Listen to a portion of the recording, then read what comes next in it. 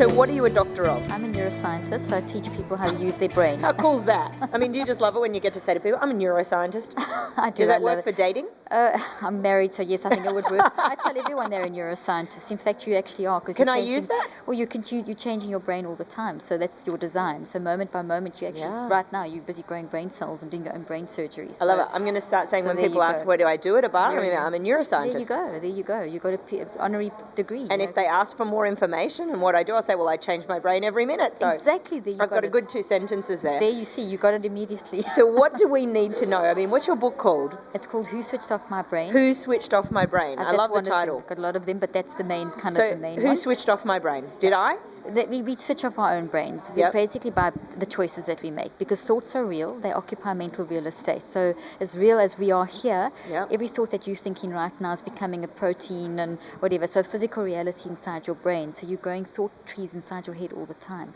and you're designed to build healthy thoughts. So when you make bad choices and you build unhealthy thoughts, your whole body's impacted, because our brain does not have any design or wiring. So if I decide to take drugs or to smoke or to be negative, just be negative, just to have a bad thought, like honk the horn at someone in the car in front of me, then what happens? Well, physically you grow, your proteins distort, so you grow a little tree in your brain but it doesn't look like it should, and that causes the inflammation and it causes the body to go into stress. So this can create illness and physical sickness. 75 to 98% of current illnesses today, and I'm talking your depressions and your cancers and your diabetes and the illnesses. Is negative, sick coming thinking. From our thought. Exactly. So we're born and hardwired to think happy, positive thoughts. Wired for so love. How has this evolved then, that we think negative thoughts, and why did it start to happen? We've got free will. We can choose. So the design of our brain is such. So the key is the choices that we make. So whatever choice you make is going to impact what you grow in your brain.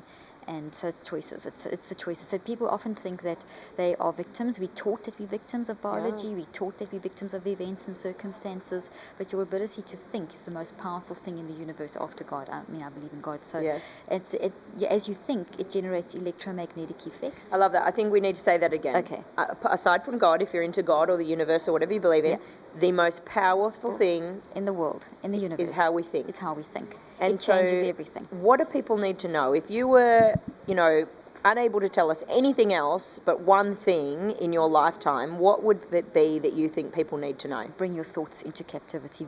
Watch your thought life. If your thoughts aren't under control, your mind, your physical brain, and your body are going to crash, and you're not going to achieve your dreams. I love that. So into captivity. So we have to really think about them, capture them, notice them happening. So do you pay attention in what you're doing every day, how you're thinking in every situation? Yes. Okay. You train yourself to do that, because whatever you've wired in, you can wire out.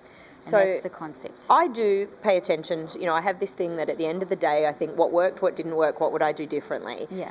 So that's great, but occasionally you have a negative thought.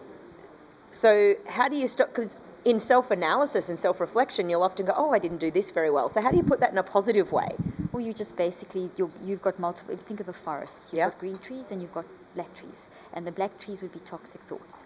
And your design is for the green trees. So in amongst them, you've got the toxic trees. So you use the good stuff to get rid of the bad stuff. Yeah, but what I'm saying is sometimes don't you have to be a little bit negative? Like, otherwise, how are you going to grow and learn? If you don't say to yourself, oh, I didn't do such a good job today. Yes, self-analysis, that's what you're talking about. So you use this ability, okay, well, that wasn't very good, and I had this impact, and I didn't feel like this, and it didn't really achieve my goal. So that's not negative? No, but you get rid of it, you don't keep it. So the whole thing is admit it, quit it, beat it, not keep admit it, quit it, beat it. Beat it. I People love like that. to indulge it, so you don't So don't indulge in the I wasn't good enough, I did a terrible job. It's admit it, reflect on it, and get rid learn of it. from it and get rid of it. And that starts popping neurons. All right. Well, thank you so much. I'm glad we got a couple of minutes. Thank you. Really enjoyed meeting you, and I hope you have fun at the conference. Thank you so much. See you later. Thank you.